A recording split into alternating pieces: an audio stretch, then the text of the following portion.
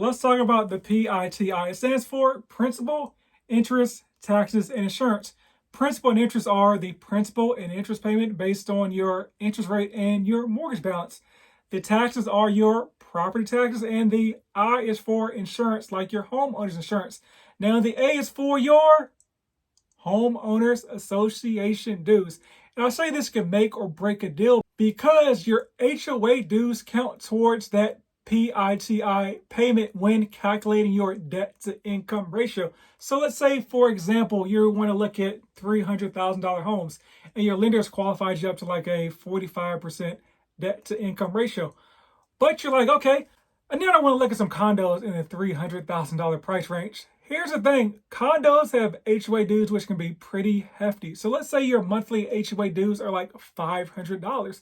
That $500 is now added to your monthly DTI to see if you can qualify.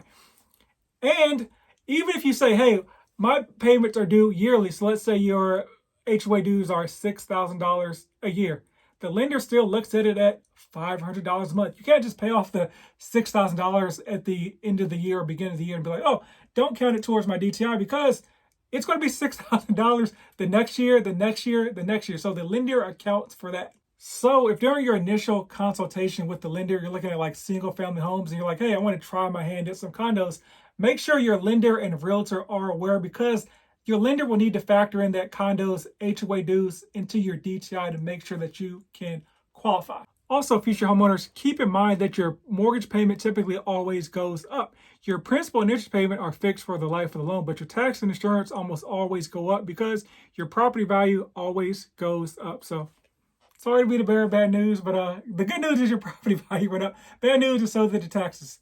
More videos.